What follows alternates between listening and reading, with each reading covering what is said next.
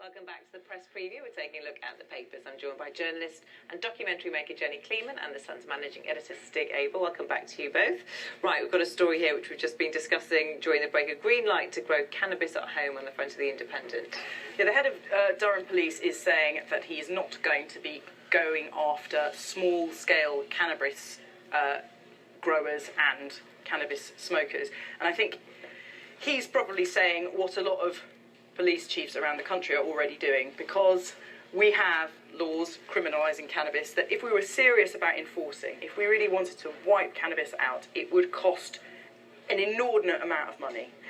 And we all know that this is a law that is patchily enforced because it is a law that a lot of people feel shouldn't be enforced as much as other laws should be enforced. We need to decide where we stand on this law.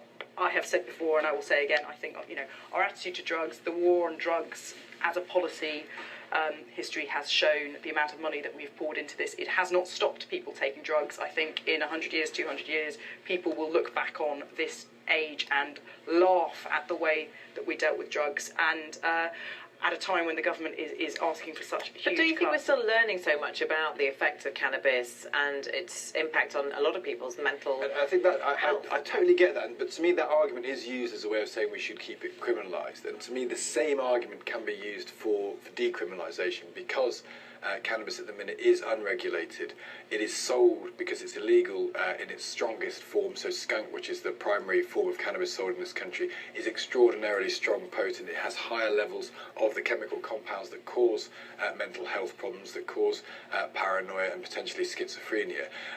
And it's unregulated, and so if people want to buy cannabis, that's tend to what they get. And actually, you can make an argument, because it is potentially dangerous, the best thing to do is to decriminalise. You take it out of the hands of criminals, you enable people to know what they're buying, you enable safer versions to be created, and weaker versions to be created, and actually you can return money to the exchequer. You can so it feels to me that argument is very hard to ignore. And also, just given if there is a link between cannabis and mental health, and studies have shown increasingly that there may be a link, that's all the more reason that you should have people selling it who are regulated, who can recognise the signs of somebody who may appear unstable and who also won't sell to children. I think drug dealers don't ask for IDs. So you think you should be able to just buy it in your local pharmacy? I'm saying that you should be able to buy it over the counter from somebody who has some training, rather than from your friend's little brother. And if you look what's happening in America, America, which has not always been the most permissive in this area, obviously the land of prohibition and the land of very, very strict drugs, and the war on drugs is an American phrase,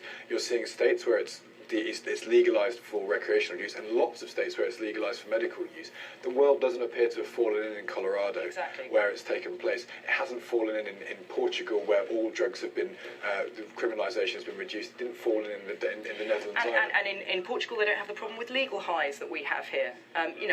We need to have an open mind. Booze probably as well, I'd imagine. Yes, we need to be open to approaches other than the ridiculous war on drugs, which doesn't work.